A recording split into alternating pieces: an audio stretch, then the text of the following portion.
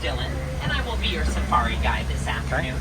Just a couple of safety reminders before we head out onto that reserve. Make sure to remain seated with your hands, arms, feet, and legs inside those safari vehicles at all times. And hold on tight to those cameras, folks. It can get quite rough and bumpy out there on the reserve. Now remember, folks, these are wild animals, and we will be entering their homes, so please no calling out to those animals or making any sort of noises or gestures to get their attention. That's how we'll guarantee we'll see as much as possible today. And if you glance above your head, you will see a safari spotting guide. These are just some of the animals that we can see along our journey today. Can't promise we'll see them all, but I will try my darndest to point them out when I do see them. But the first stop of our journey is here in the Little Ituri Forest. The animals that live here in the forest rely on camouflage as their primary form of defense. So make sure to look into the shadows of those trees, see if you spy any movement. Looks like we have some bongos over here on our left-hand side. This is bright red antelope with those backward-facing horns. And over on our right-hand side, you'll see some striped hind legs belonging to the okapi. Now, friends, a lot of people think because of those striped legs, the okapi is related to the zebra, but it's actually the closest living relative to the giraffe. They have a very similar skull structure, as well as that same prehensile tongue that giraffes use to strip the foliage off the leaves of the trees. These bongos that you see over here on your left-hand side are known as the ghosts of the forest. It's because those backward-facing horns allow them to slip through the foliage relatively unnoticed. And they are experts in camouflage, so it is pretty rare to see them in the wild, earning them that clever nickname.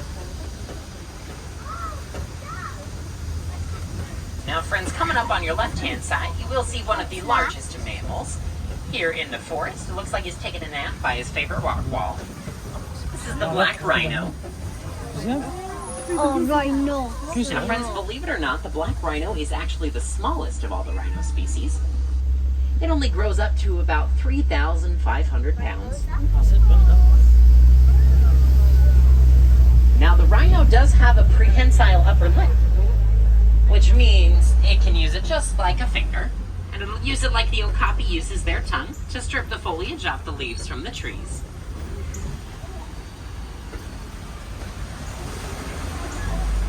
Now, friends, coming up on your left-hand side, you will see a black and white bird known as a saddle-billed stork. They're named for the yellow coloration on their bill that kind of looks like a saddle. And up on top of the hill on your left-hand side are some lighter brown antelope known as the greater kudu.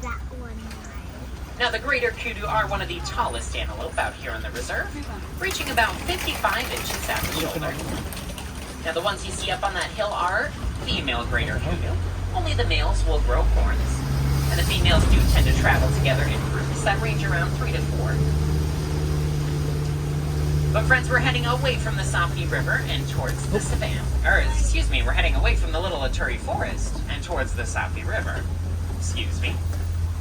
But many aquatic animals do call the Sapi River their home, so make sure to look down into these waters, see if you see any eyes, ears, bubbles, or bumps. It's usually a good sign there might be an animal down there. No. Bubbles. Yeah.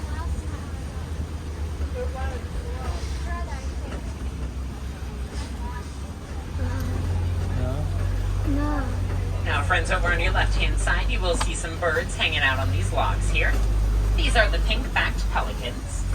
They're named for the pink coloration on their backs that will get brighter during their nesting season. Oh, folks, down here on your left, that is a Nile hippo. Can you see him? Now, friends, the Nile hippo will spend the majority of its time underneath the water, and this is to help keep itself cool.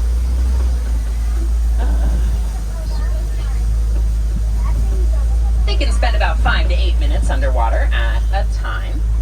And instead of swimming, what they prefer to do is just sink to the very bottom of the river and walk along that riverbed. So, friends, I do want to remind everyone to remain seated and keep those arms inside the vehicle. Got another Nile hippo over here on the left. But we also have the Nile crocodiles. Hi, guys, remain seated, folks. Got some Nile crocodiles over on the left-hand side. They're named for that. The Nile crocodile is one of the longest reptiles in the world, reaching about 16 feet in length when fully grown. You can tell those ones are crocodiles because they do have a pointed snout. Their cousins, the alligator, will have a much more rounded U-shaped snout. And those jaws are quite powerful. They're strong enough to crush bone, but they can also be quite gentle. The Nile crocodile will roll her eggs around inside her mouth to help those little ones hatch when the time does come. But friends, we're heading away from the Safi River and towards the savannah. And coming up on your right-hand side, you will see a very special tree here in Africa known as the baobab tree. This tree will remain leafless around 9 months out of the year to help conserve water out here in this very arid environment. And many of the animals out here on the reserve will strip its bark or puncture holes in the trunk of the tree to get at some of that precious water, especially during those dry seasons. But friends, as we're entering the savannah here, you might notice a little bit of a landscape change, and that's because this landscape is actually shaped by the animals who live here. The elephants will bulldoze the trees, the giraffes will prune those trees, and the grazers will work on mowing that lawn. Looks like we'll see one of these grazers over on our right-hand side. This small antelope with the white underbelly. This is the springbok. Now, they are the smallest antelope out here on the reserve, but they are the best jumpers. They can leap about 6 feet directly into the air from a standstill and about 13 feet forward. But friends, as you're looking all around, you might notice there's not a lot of good hiding places out here on the reserve. So many of these animals do have to change their tactics a bit to avoid those predators. Many of them, like the springbok, will turn towards speed and agility, while others will use camouflage in a different way. Instead of blending into their environment, they'll use it to blend into each other. Helps confuse those predators. One of these predators is coming up on our left-hand side. Looks like they're playing around their rock den then. These are the African wild dogs, also known as the painted dogs. They are the most successful hunters here in Africa. About 9 out of every 10 of their hunts is successful, which is better than any other predator out here on the reserve. They look like dogs. They do look like dogs. Coming up on your left-hand side, towards the back, you'll see an antelope with some backward-facing horns. These are the sable antelope. Those horns deter predators from hopping onto their backs. And they're actually the emblem of the Harambe Wildlife Reserve. Now, you might also see some tall rock-like structures around us. These are termite mounds. Now, I'd ask you to guess what these termite mounds are made of, but it's probably not the first thing that comes to mind, because it's definitely number 2, if you catch my drift. These termite mounds are primarily made out of animal dung, dirt, and spit, but when baked in the hot African sun, they can become as hard as concrete. Many of the animals out here on the reserve will use them as scratching posts to get at some of those harder to reach places. And when the larger animals, like the giraffes and the elephants, wear them down, the smaller ones, like the springbok, do like to perch on top to get a better view of the savannah. Do you see the animals over there? Yeah. Now it looks like I see some wildebeest out there in the distance. They'll be coming up on your right-hand side as we round this corner. But the wildebeest is the second most densely populated mammal species on Earth. The first one being humans. And their migrations are so massive and they kick up so much dust, you can actually see that dust from the International Space Station, which is pretty out of this world, if you ask me. Now, friends, as we get closer to these wildebeest, you might notice they have some stripes towards their shoulder area. That's because these wildebeest are expert in this group camouflage I was telling you a little bit about earlier. When they're laying down all together, these stripes help them blend into each other, which confuses those predators, which is why you call a group of wildebeest a confusion.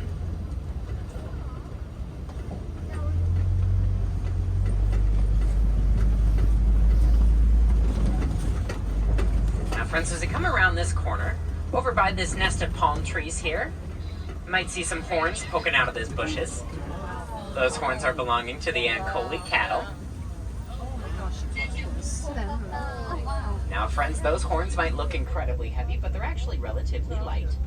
They're comprised of a honeycomb-like structure on the inside that allows the cattle to circulate blood up through their horns, which keeps them cool, especially on hot days like today.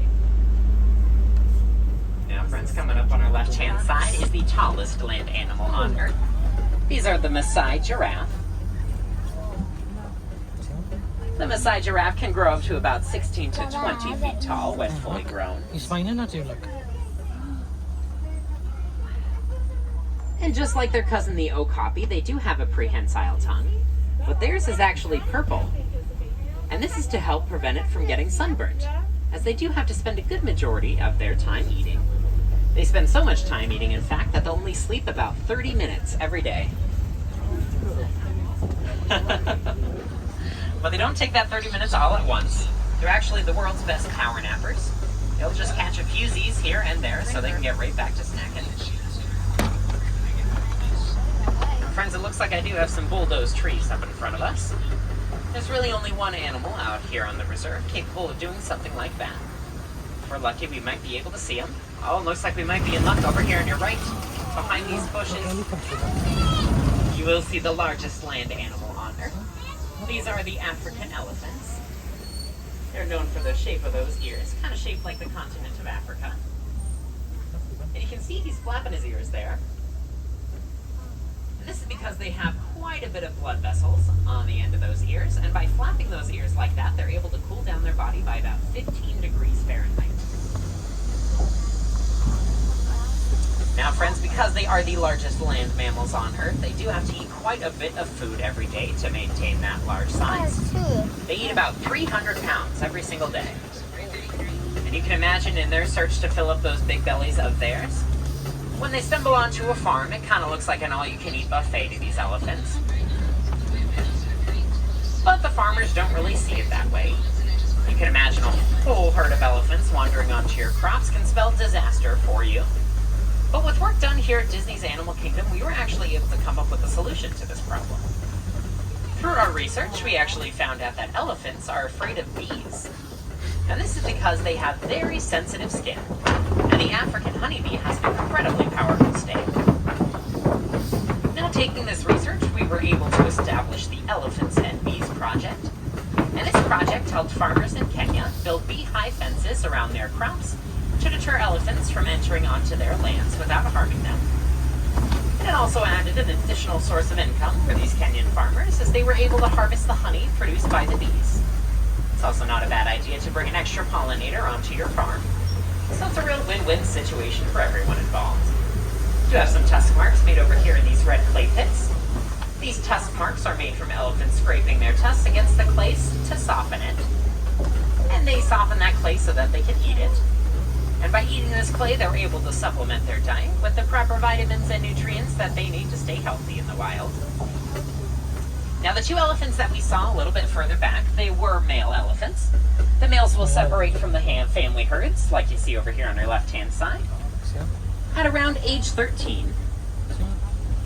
Sometimes they'll head off alone, but other times, like you saw back there, they'll form small bachelor herds.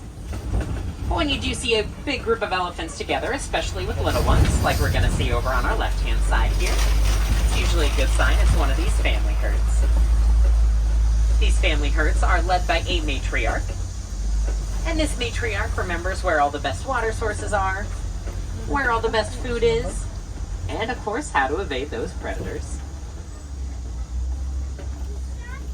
Now, friends, unfortunately, elephant sightings are becoming increasingly more rare in the wild. And this is largely due to poaching, as well as habitat destruction. In fact, a huge issue facing elephants today is the mining of coltan. Coltan is a metallic ore that's used in the production of a lot of electronic devices, like cell phones and laptops. But the thing about coltan is it never goes bad. So simply by recycling our electronic devices when we're finished with them, we can help limit the amount of coltan that needs mined and help preserve some of the few elephant habitats remaining in the wild. Well, friends, coming up on your left-hand side, you will see a flamboyant. That's what we call a group of flamingos. This flamboyant is made up of the greater flamingo, which is the largest and lightest pink of all of the flamingo species. They get this pink coloration from the brine shrimp that they eat. This brine shrimp contains beta-carotene, which is the same stuff found in sweet potatoes and carrots. And that that beta carotene will turn those feathers pink after about 2 years. Might notice there's some juveniles towards the center of the island there that are more of a gray coloration. That's the color that they start off as. But have no fear, my friends, in no time they will be as pretty and pink as their parents. Now, friends, we are entering the eastern side of the reserve, which is the home of some pretty unique animals, as well as some of my favorite. And these animals do have some pretty unique habits. As we round this corner, coming up on our